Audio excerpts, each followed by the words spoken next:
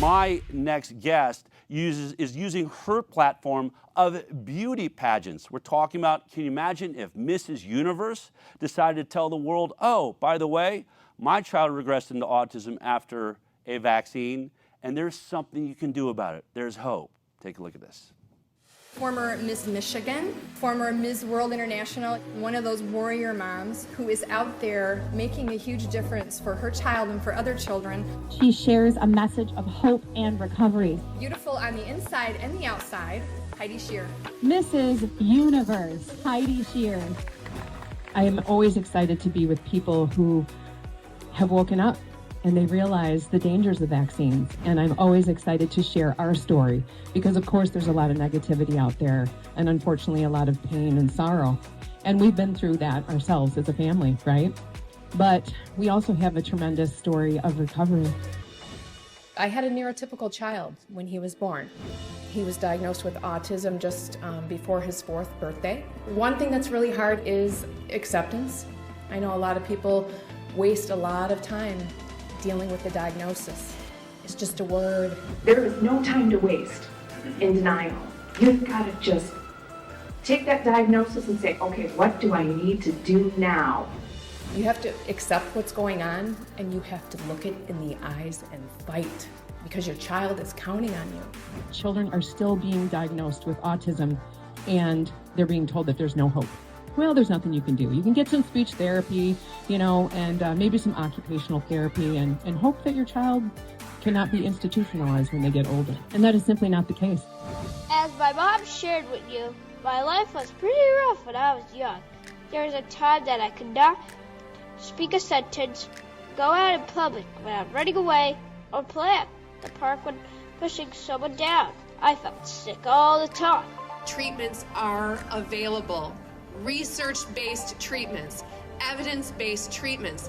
Just because your physician is, educated in autism doesn't mean they're the right physician for you. You have to find your team. You have to find your tribe. You have to learn from parents who have walked before you. He's woken up from autism. And each and every one of you here that has a sick child, you can heal that child. You just don't ever give up. Please do not ever give up. Your kids need you to be strong. What could be more special than changing the life of a child? I ask you to please spread the word that autism is treatable and recovery is possible. Open your arms and welcome everybody when they learn the truth. Welcome them with open arms and say, we got you. We're here for you. We stand strong as a family and we will bring this tragedy to an end. She's the reigning Mrs. Universe, and she's using that platform in order to get a message about hope for autism and healing. And it's an honor and a pleasure to be joined right now by Heidi Scheer. Thank you for coming in today. Thank you so much, Del. Thank you for having me. So, my wife actually, her, family, her mother, her aunts all grew up in sort of this pageantry space, but it's something I've always been fascinated by. So to begin with, have you always, from the time you were young, been doing pageants? No, absolutely not. It's something that I didn't ever think that I would be doing. I grew up and I was very overweight. So after I graduated high school, I decided I needed to get in shape. I lost 75 pounds. Wow. Okay. And then my mom saw an ad in TV Guide for Miss Michigan and said, let's get you entered. And so I said, okay. And then I fell in love with it because it brought back that competitive spirit that I've been missing. And so I competed all through my single years and then took some time off when I got married and had children and then came back after I had my 3 babies.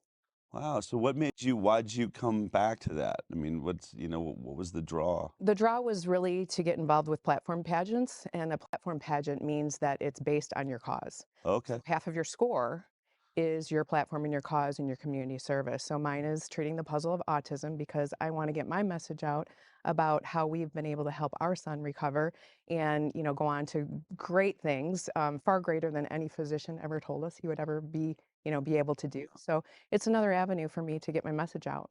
So let's get into that for a minute, because this is an issue that's obviously very close to me. I've made documentaries about it. I think at the heart of any investigation into vaccines and those things that, this issue of autism comes up. So your personal story, how'd you wake up to the issue? How did it begin? Well, he was born perfectly neurotypical, beautiful, happy, very verbal baby, babbling ABCs, singing his songs. And after his wellness appointment and 5 vaccines, we lost him. He stopped speaking. He stopped listening or responding to his name when we would call his name. We wouldn't even get a head turn. So we thought he was losing his hearing. We had the hearing checked. It turned out to be fine. He basically just turned inward into his own little world and wouldn't communicate with anybody, didn't want to be held, didn't want to be touched, and was full of anxiety. And like I said, he wasn't speaking any Right. longer. So we dove into, let's get him evaluated by the school. They said he's speech and language impaired. The pediatrician, of course, gave us no answers. He just said he wasn't speaking because he was a boy and they talk late. But he'd already sort of been speaking, right? I mean, were they not aware of that? I mean, I always wonder with this, you're going to the same pediatrician. Do they just have like cognitive memory loss or something, or just? I think that they don't want to face what happened, especially because it was at their hands that it happened. They will go to any lengths to protect, what happened. They don't want to admit it. And a lot of physicians, they're just in a place where I think that they can't admit it because that would put their entire life, in a different direction.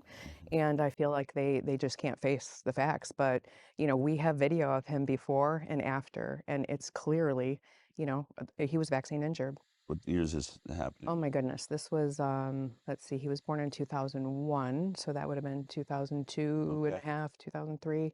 Okay. Yeah. So this is really, I mean, this whole issue is really only starting to get some attention. Were you Yeah. aware that media was taking place around the I was not, autism or anything no, like that? I was not aware at all. I started looking for answers, searching the internet, trying to figure out, because I'll tell you what happened after that. So after the school said he was speech and language impaired, we had him enrolled in an early childhood program, and it's there that the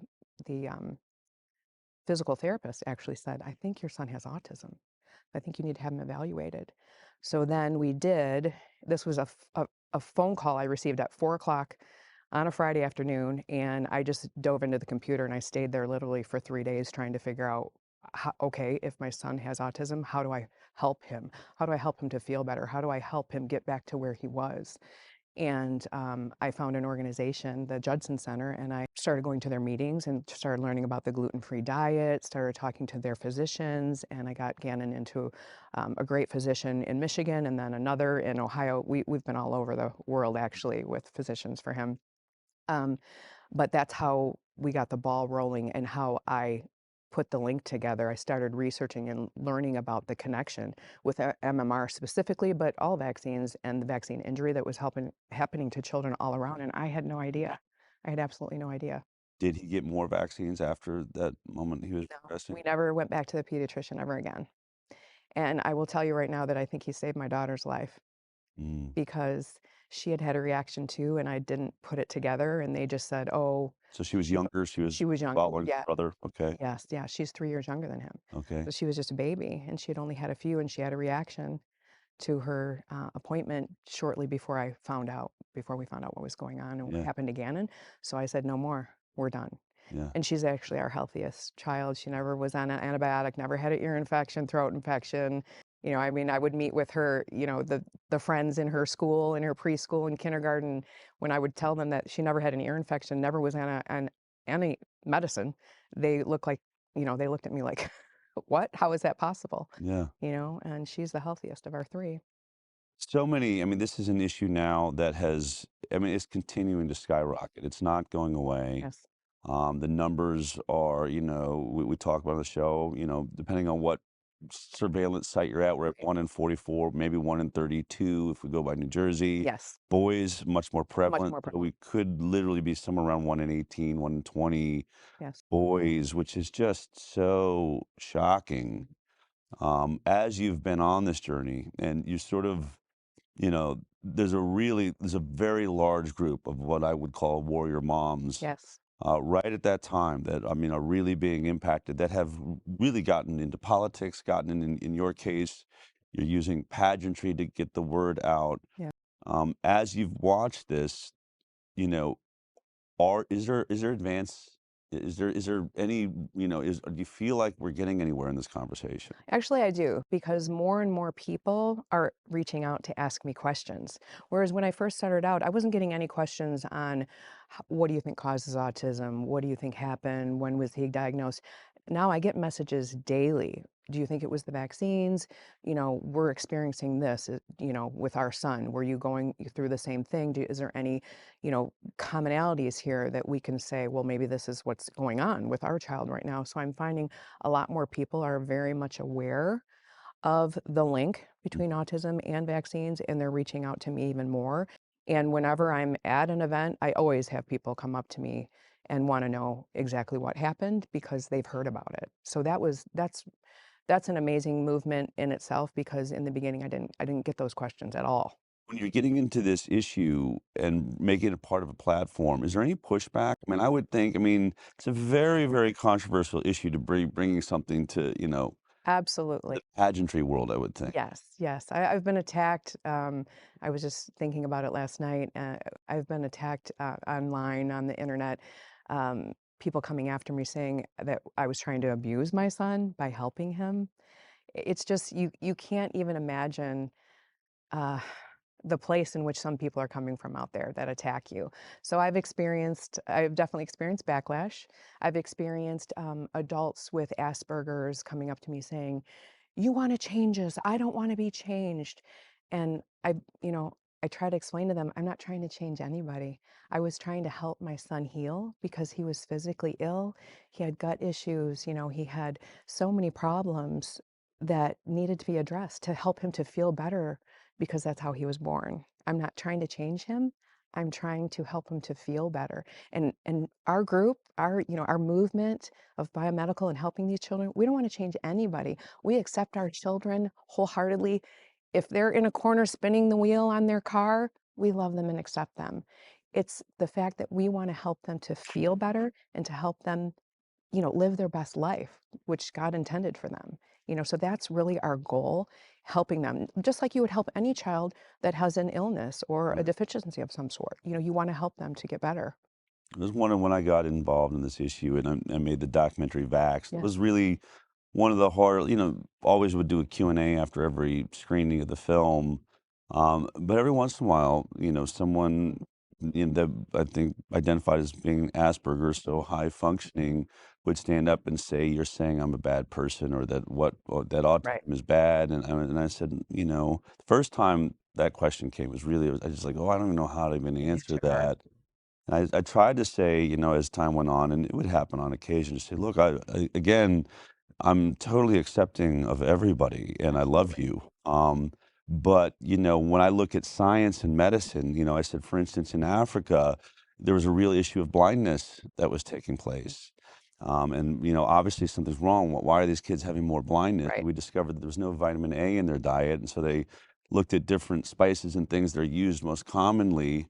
And ironically, MSG ended up being like one of the most highly utilized, flavor substances. Yes. So they started putting vitamin A in MSG, and ended up like curing this issue. And so I said, do the science or the doctors that work on that, are they anti-blind people? Right. If there's something that we can make people healthy or help them avoid certain issues, that I think that's what we're trying to do here.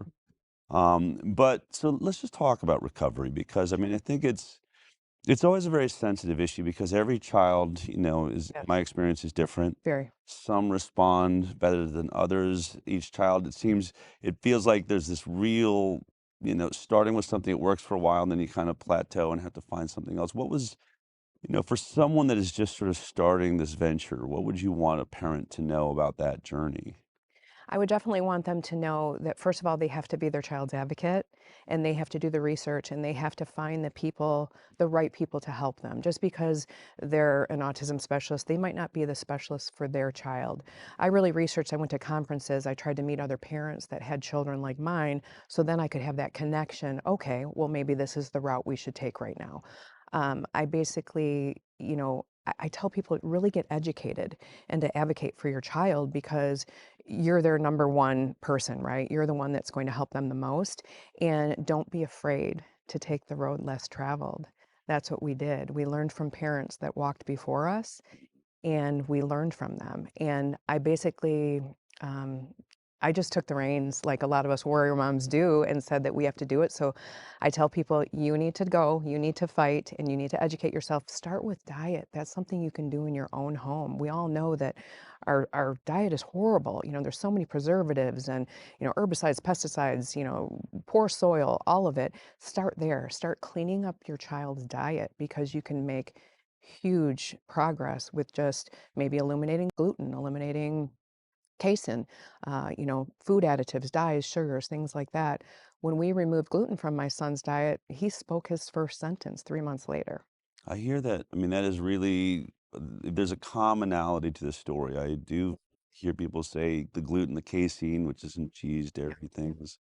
Those diet shifts bring this sort of, fairly in, not all the time, but Not all the time. most of the time, many parents say those were the first words we heard or returned Right. there. And then there's obviously a huge journey, getting beyond that. Yes. You know, and I think the biome, like the intestinal system, there's so many studies now. When you look at the science that's actually being done, I think it's the University of Arizona, some of the UC schools, they're doing all of these studies on gut biome and Mhm. fecal transplants. Yes. And when you see that going on, I'll see headlines, Mhm. about it. And I honestly say to myself, the headline should say Andy Wakefield was right. The doctor Exactly. first pointed this out. I mean, that's all he was saying, right? Right. There Exactly. appears to be a direct connection between this gut dysbiosis, Most problem in the gut, definitely. and what's happening with them cognitively. When we finally, you know, because my son's his gut was destroyed. He had no mucosal lining, you know, so that's when the food gets out, it goes in your bloodstream, goes to the brain.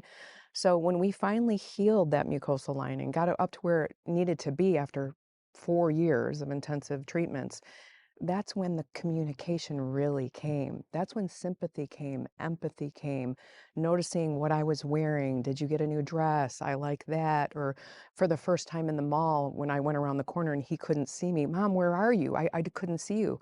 Whereas before, he was a runner and we couldn't go anywhere because I literally would have to have a grab hold on to him. And I had two other kids, of course.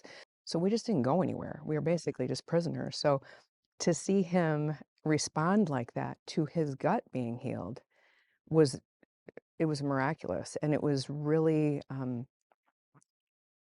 convincing as far as, like, everything that we were doing. Yes, there truly is a link, he was right, and I have seen it firsthand, Mm, and it always amazes me when people come to me and say, "Well, why do you think that vaccines had something to do with his autism?" Because I saw it with my own yeah, eyes. I sat there, we have videos, we have photos. I experienced this. You wouldn't say to somebody that got hit by a bus, "Well, why did you think they had a broken leg because the bus ran over their foot?" right, You wouldn't say that right, because the parent or whoever was there witnessed it. yeah. Well, all of us parents, we have witnessed this firsthand, and it's something that's happening a lot, and people need to be aware of it. I always say in science, what people have to realize with this discussion about autism is, sure, you can look at a bunch of different things, or you can have all these arguments, or autism's always been here, which is the most ridiculous argument there's ever been. Yes. There's so many easy ways to debunk that. But I always say it's as though there's a lineup, and what we have is millions of eyewitnesses around the world Yes. that all point to the same thing. It's that vaccine. It happened right after that. Yes. Not after, we don't have cheesecake or donuts, or they, had Right. a, fluorescent bulb, which there's different things that could contribute to it. Absolutely. But they have all pointed at this one culprit in the lineup, Mm. and science went in, removed that from the lineup, Yes. and said it's not, that has to be out of the rest of these. And all these parents are standing there, but that's the one, and nothing has been put in there that replaced it. All of the studies on genetics, it's genetics, has been proven to be ridiculous. Yes. We're now back to the CDC is finally starting to admit it's environmental on some level, genetics and environmental, and there are genetics, right? I mean, Yes. there's obviously a susceptibility there. Some kids do fine, others, with vaccines, and others Absolutely. really don't. And Right. I think what you just said, though, really struck me, and I had never thought about that way, which is your son's gut lining is totally not there. So when Mhm. people think, why would diet make that big a difference, or the toxins, or food dyes? I mean, all of our kids are eating food dyes. Right. But if you have no gut lining protecting you, it's going straight to the brain, Yes. causing all the problems. You cannot, you're just taking water into the boat as you're trying to float. Exactly, exactly. And that's why when your kids are suffering like this, speech therapy and all these therapies, they're not going to work if your child is physically ill and in pain. A lot of these kids are found hanging over a chair because they're trying to take that pressure off of the gut pain or the head pain, the constant headaches. That's what I tried to do. I would go into his classrooms and try to explain to the children, if you felt sick every day, how would you feel? And you kind of really try to get them on the level of, wow, he doesn't feel good. So maybe that's Yeah. why he's acting a little different right now when he was younger. Um, I wanted to say though, one of the most important things to tell a parent is to remember that every child is different because so many times I've seen parents chasing every therapy that they see without investigating it. And like I said, finding that commonality, you need to really be diligent about investigating what is good for your child because they're all so very different. Some of the things that worked for my son were actually detrimental to others. So you really have to investigate and find out what is right for your child and don't get caught up into what worked for this or what worked for this or you know what I mean, what they're telling you you should do. You have to find out what's best for your child. I tend to think, I mean, for my own health, and we don't really go to doctors in our family. We go, we use alternative sort of approaches. But and there's just as much, maybe that's not a correct statement. There are plenty of people in the alternate health side that are just as, sort of religious zealots about what they do, and some of are selling things that are unproven. Yeah. I mean, you run into that no matter what side of the spectrum you're on.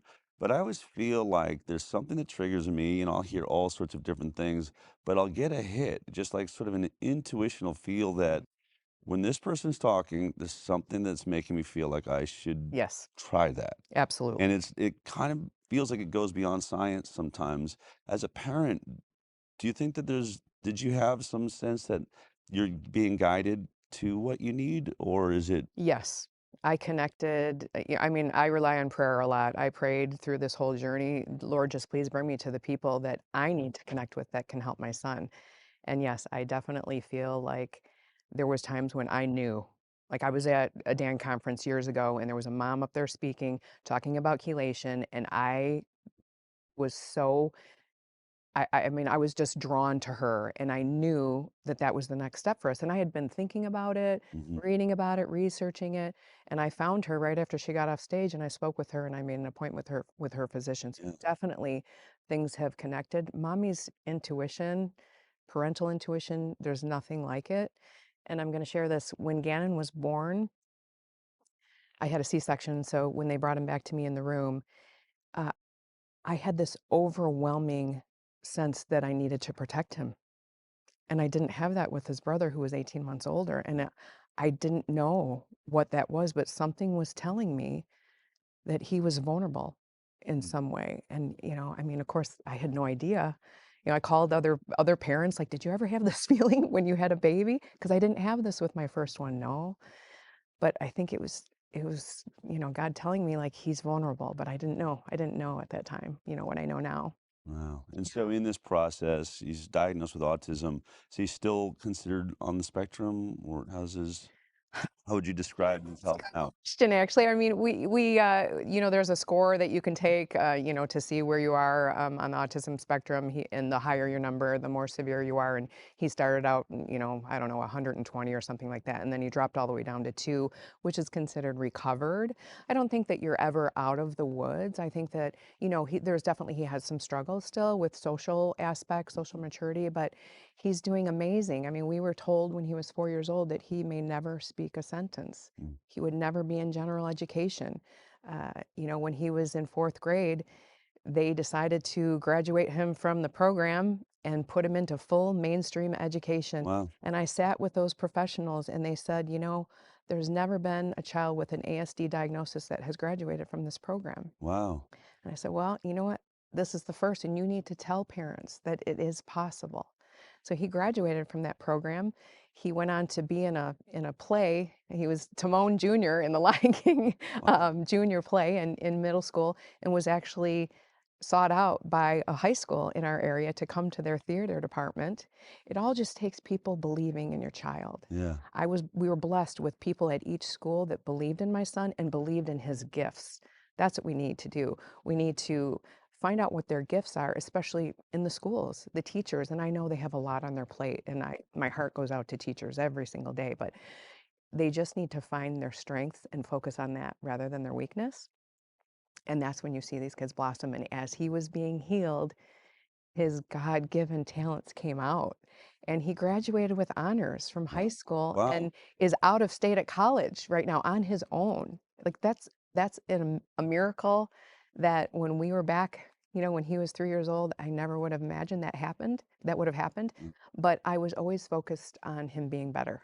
I always was not, is he going to get better? It was, when is he going to get better? Yeah. And you have to keep your focus strong with that. You have to believe and visualize that your children is going to become well. Yeah. That's amazing. Well, I mean, look, so you're using this pageantry platform to get the word out. As you travel around, I mean, what is it you really want to achieve, and what is it the message that you want to sort of leave with other mothers and parents that are out there? My message is to, first of all, never give up and to never let a physician, a healthcare professional tell you what your child won't do. Don't ever take that to heart. Don't listen to it. You say, no, we're going to go and we're going to heal our child no matter what it takes. And be diligent about your research. Research, research, research. Find the people that you have common ground with. But, first and foremost, treatment and recovery is an option. Right now, there's still people, I still have people coming to me that have been diagnosed in the hospital, the doctors tell them that there's no hope. Get some speech therapy, some physical therapies. That's really all we can tell you to do. Well, what about diet? Oh, no, that doesn't work. No, diet does work. I'm not saying it works for every child, Yeah. but I have seen it. I've personally spoken to thousands of families that it has worked for all over the world. And so that's my main message. My message of hope. Don't let anybody tell you what your child can't do. You find out what they can do, and you just move forward and educate yourself and expect the best. I love it. I mean, so many people come up to me and, Del, what is it? What do I need to do with my life? How do I? And I said, look, everyone has different talents, you have different abilities. It's so awesome that you've taken, this idea of beauty in your life and the ability to sort of move into this pageant space and make it into a platform in which you can transform lives. I mean, it's such a great example of we all have something special we can make happen in this world, and I think we are transforming it every day. It's I believe really, that. Mhm. really an honor to meet you and have you come into the studio today. Thank you. Thank you so much. I appreciate this so much. Good luck with Thank you, everything. Del. Thank you.